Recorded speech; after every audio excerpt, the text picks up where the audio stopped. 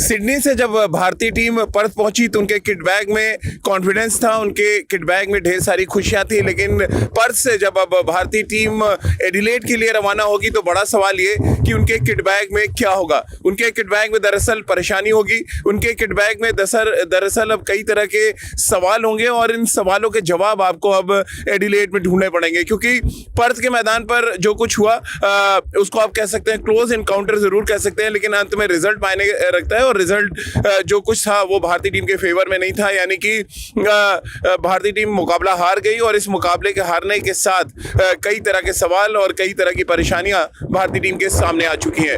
अब सबसे बड़ी परेशानी है टॉप ऑर्डर की बल्लेबाजी को लेकर। क्या भारतीय टीम मैनेजमेंट अब बांग्लादेश के खिलाफ कोई एक्सपेरिमेंट करेगी, यानी कि के राहुल की जगह क्या हम ऋषभ पंत को पारी की शुरुआत करते देख पाएंगे? नंबर एक सवाल। नंबर दूसरा सवाल कि जो हमने एक्स्ट्रा बैट्समैन खिलाया उसका हमें आखिर फायदा क्या मिला?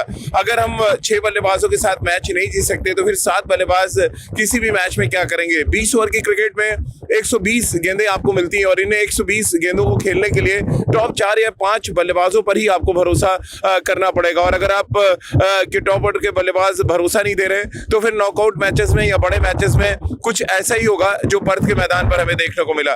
तो ये सबसे बड़ी परेशानी है जिसका जवाब भारतीय टीम को एडिलेड पहुंचते ही ढूंढना पड़ेगा।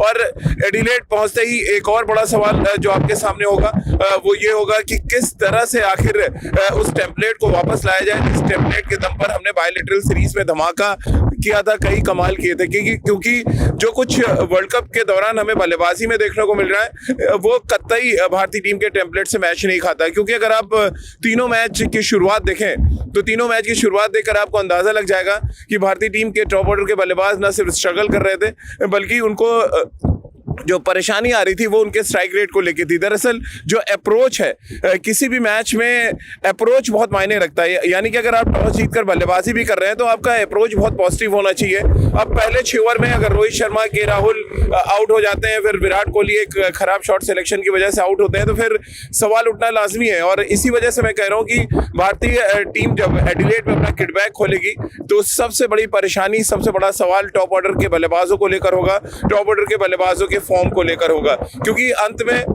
बल्लेबाजों को T20 फॉर्मेट में रन बनाने पड़ेंगे तभी गेंदबाज रिफंड कर पाएंगे। तीनों मैच में गेंदबाजों ने अपना रोल बाखूबी निभाया। खासतौर से मोहम्मद शमी की जितनी तारीफ की जाए कम है। जिस तरह का स्पेल उन्होंने डाला, 4 ओवर में 13 रन देना, 1 विकेट लेना अपने आप में सारी कहानी बयां करता है। और साथ ही उनका अच्छा साथ दिया अर्शदीप सिंह और भुवनेश्वर कुमार ने। लेकिन परेशानी जो तीसरा सवाल जिसके बारे में मैं अब चर्चा करूंगा वो है आर अश्विन की फॉर्म को लेकर।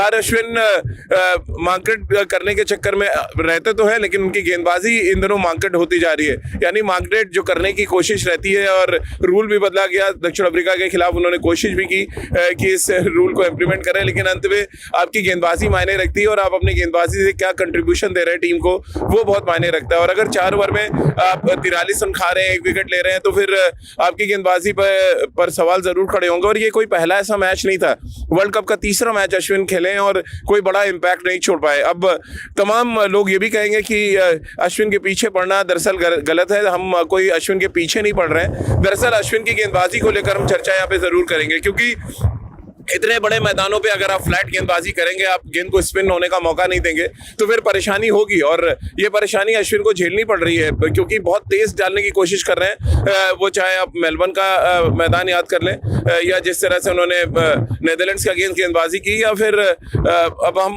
बात करें दक्षिण अफ्रीका की टीम के खिलाफ, क्योंकि सिर्फ 5 बॉलिंग ऑप्शन लेकर भारतीय टीम उतरी थी और 5 बॉलिंग ऑप्शन में से अगर एक गेंदबाज 40 से ज्यादा रन देता है तो फिर आप मैच जीतने की स्थिति में कम से कम नहीं होंगे। मैच को क्लोज ले जाएंगे बाकी के गेंदबाजों के दम पर।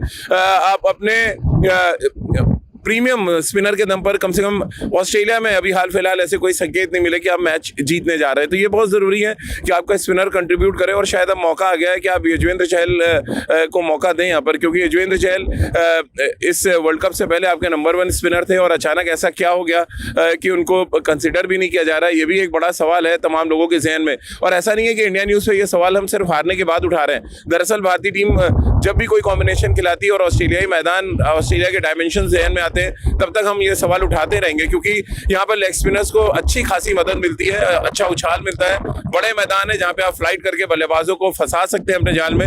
जो होता नजर नहीं आ रहा है। और भारतीय टीम को इस पर भी बहुत गंभीरता से सोचना पड़ेगा कि चहल को आखिर प्लेइंग 11 में कैसे लाया जाए। तो कुल मिलाकर ये कुछ ऐसे सवाल हैं जो भारतीय टीम अपने किट बैग में साथ लेकर जाएगी, और ये सवाल, इन सवालों के जवाब आप जितनी जल्दी ढूंढ लें शायद उतना बेहतर होगा, क्योंकि अभी भी सेमीफाइनल की जगह आपकी पक्की नहीं है। ये आपको समझना पड़ेगा कि ये टूर्नामेंट और इस टूर्नामेंट का फॉर्मेट ऐसा है कि एक बड़ी हार ना सिर्फ आपके नेट रन रेट को खराब करती है बल्कि आपके दावे को भी थोड़ा सा खोखला करती नजर आती है। क्योंकि अगर आप बड़े अंतर से मैच हारते हैं तो फिर आपके जो टैली है, यानी कि पॉइंट्स टेबल की जो टैली है, वहां पर भी सीधा असर पड़ता नजर आता है। भारतीय टीम को बहुत सावधान रहने की जरूरत है, बहुत सचेत रहने की जरूरत है, क्योंकि अब समय ऐसा आ गया कि आपको एनालाइज करना पड़ेगा कि आप क्या गलतियां कर रहे हैं। बार बार वही गलती आप रिपीट नहीं कर सकते हैं।